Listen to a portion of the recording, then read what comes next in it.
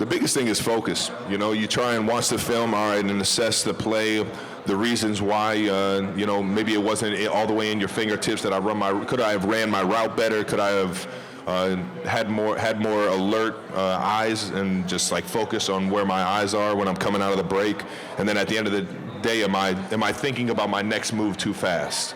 For me, I'm a guy that I like to play with the flow of the game, but understand where everybody's at, so I can try and play fast. And sometimes I just play too fast for myself, and I don't help the team out when I do that. Travis, on them with Prize Picks question: can we lock in your more than 71.5 receiving yards for Sunday? I ain't got nothing to do with bets out here, man. You about to get me fined. Travis, would you rather eat one-star meals for the rest of your life, or every time you lock something,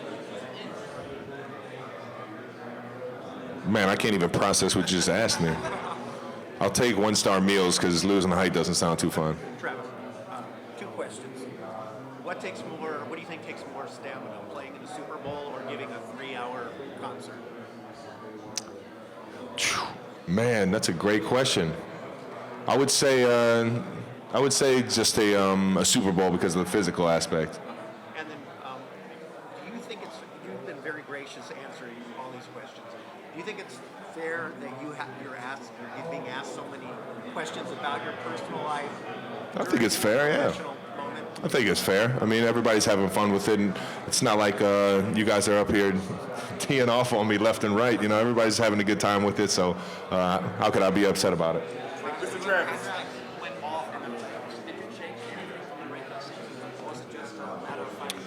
I think my success is a product of my environment. I think everybody in that building is playing a lot better football. And I'm not saying that was the reason why I wasn't having success. I just feel like we're all having a lot more success because we're all making plays for each other. We came together throughout the year, and we found ways to work throughout the week to get better. And sure enough, we learned from those losses and the times where we could have played better throughout the games, got that better understanding on how to lean on our teammates when the time's needed. And sure enough, everybody's playing their best football right now. Mr. Travis, Derek Cliff from Houston Press. A lot of young men have signed their national letters of intent around the country today. What words of wisdom can you give them that's going to help them transition from high school to the college level? Man, don't be afraid to compete. It's going to feel like the playing field's leveled out a little bit, and don't be afraid of that. Don't think that you got to go somewhere else because there's a challenge in front of you. Accept that challenge. Challenges are a beautiful thing in life, man. And when you attack them head on and you overcome those challenges, man, it means the world. So stay out of trouble and accept those challenges. Thank you, sir.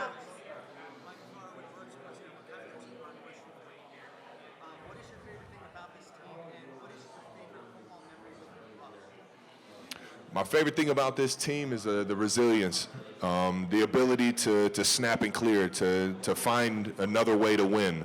It's not easy getting everybody's best shot in the NFL, but I'll tell you what, when you go through those ups and downs and you're resilient and you find ways to keep coming together as a team, as a unit, that chemistry, you just want it that much more for the guy next to you, and that's why I love this team. My favorite memory with my brother, unfortunately, probably isn't his favorite memory, but it's being on the mountaintop and playing in the Super Bowl with him.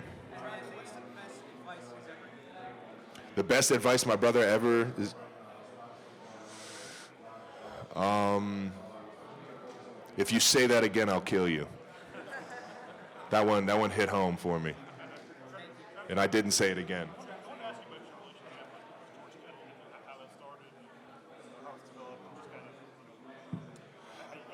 Man, I was actually asked about George Kittle in the building when he was coming out of the draft, and I just watched him on film. I was like, man, this guy's fun to watch. You know, his energy, how he plays the game. You could tell by how he was getting when he caught a ball and he would get tackled. How the team rallied around him. You could tell he was loved in that locker room.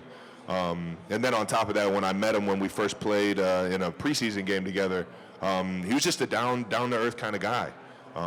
And then you see this success. You see what he could do with the ball in his hand when he was younger and all the explosive plays. And, it's just kind of been a fun growing of a friendship and a brotherhood, starting up tight end U together with Greg Olson. It's just an absolute honor not only to go against him here, but to know who he is and what he stands for as a man and as a family man. And it's just I got all the respect for the guy.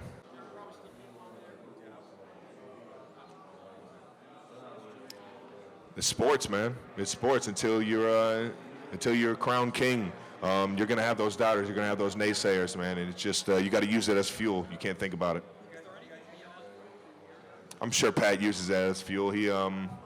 He's a competitive son of a gun. He's always hearing what the naysayers got to say to make sure he channels that right mindset.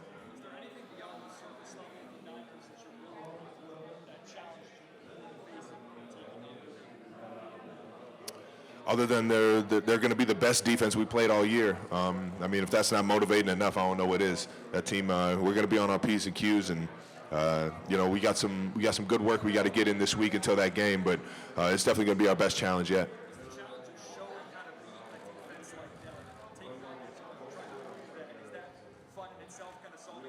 Are you kidding me? I love that challenge, man. I want to go up against the best there ever is, and with that mentality, man, you just got to rally the groups, make sure that you're ready for every single possible scenario, and give them your best shot and see who's the best.